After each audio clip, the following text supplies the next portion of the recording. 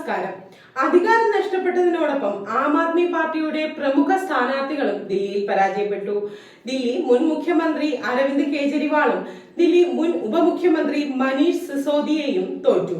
ദില്ലി മുൻ മുഖ്യമന്ത്രി അരവിന്ദ് കെജ്രിവാൾ ന്യൂദില്ലി മണ്ഡലത്തിൽ BJP സ്ഥാനാർത്ഥിയായ പർവേഷ് വർമ്മയോടാണ് പരാജയപ്പെട്ടത്.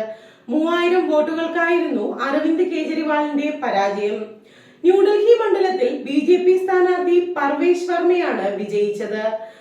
ജൻപുര മണ്ഡലത്തിൽ 500-ലധികം വോട്ടുകൾക്കാണ് മനീഷ് സിസോദിയ അരവിന്ദ് സിംഗ് മാർവയോട് തോറ്റത്.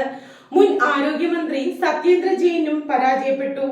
അതേസമയം നിലവിലെ മുഖ്യമന്ത്രി അതിഷി ജയിച്ചു. കൽക്കാജി മണ്ഡലത്തിൽ BJP സ്ഥാനാർത്ഥി രമേശ് ബിദൂരിയെയാണ് അതിഷി പരാജയപ്പെടുത്തിയത്. ആം ആദ്മി പാർട്ടിയുടെ തന്നെ പ്രമുഖ മുഖങ്ങളായിട്ടുള്ള സൗരവ് ഭരദ്വാജ്, സോമനാഥ് ഭാരതി തുടങ്ങിയവരും മണ്ഡലങ്ങളിൽ BJP സ്ഥാനാർത്ഥികൾക്ക് പിന്നിലാണ്. ഇത്തവണത്തെ തിരഞ്ഞെടുപ്പിൽ കോൺഗ്രസിനും പ്രതീക്ഷിച്ചത്ര നേട്ടമുണ്ടാക്കാൻ സാധിച്ചില്ല. മുൻ മുഖ്യമന്ത്രി ഷീല ദീക്ഷിതിന്റെ മകൻ സന്ദീപ് ദീക്ഷിത് 3-ാം സ്ഥാനത്തേക്ക് പിന്തള്ളപ്പെട്ടു.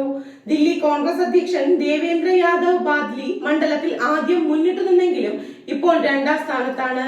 മഹിളാ കോൺഗ്രസ് അധ്യക്ഷയും കൽക്കാജി മണ്ഡലം സ്ഥാനാർത്ഥിയുമായ അൽക്ക ലാംബയും 3-ാം സ്ഥാനത്തേക്ക് പിന്തള്ളപ്പെട്ടു. എതിരാളികളെ തന്ത്രപൂർവ്വം ഒതുക്കി ദില്ലി കാലങ്ങളോളം ഭരിക്കാമെന്ന അരവിന്ദ് കെജ്രിവാളിന്റെ പ്രതീക്ഷകൾക്കേറ്റ കനത്ത തിരിച്ചടിയാണ് ദില്ലി തെരഞ്ഞെടുപ്പ്. അഴിമതി ആരോപണ കുരുക്കിൽ നിന്ന് കെജ്രിവാളിന് കരകയറാൻ കഴിയാതെ പോയതും അവസാന ഘട്ടത്തിൽ പാർട്ടിയിൽ നിന്ന് BJPയിലേക്കുള്ള കൊഴിഞ്ഞുപോക്കലും ആം ആദ്മി പാർട്ടിക്ക് വലിയ തിരിച്ചടിയായി.